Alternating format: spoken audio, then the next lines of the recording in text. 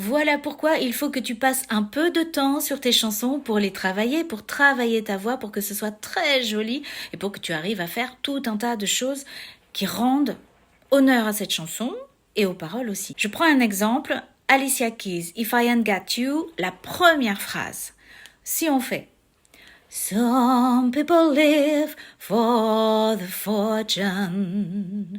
Il y a déjà tout plein de petites indications là-dedans de techniques vocales qui font que ça fait pas Some people live for the fortune ou Some people live for the fortune.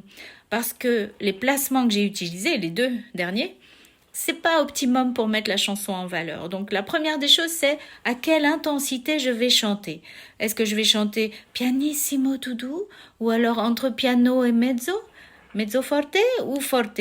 Là, par rapport à cette chanson, ça serait plutôt entre piano et mezzo, d'accord? Donc je suis pas en Some people live, mais Some people live for the fortune. Tu entends aussi ce joli embellissement for the fortune. Et c'est pas for the fortune. Il faut vraiment que tu le mettes dans un rythme, que tu soutiennes ta voix sur la deuxième partie du for.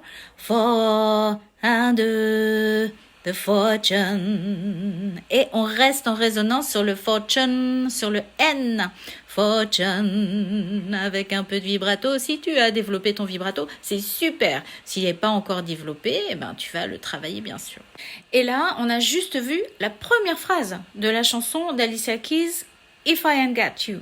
Donc tu vois, il y a plein de tout petits détails qui vont faire que ça va être encore plus joli que juste chanter la bonne mélodie et être dans le rythme. Hein? Donc travaille ta technique vocale. Si tu as besoin d'aide, pose-moi des questions. Tu peux me dire en commentaire si tu as des questions de technique vocale.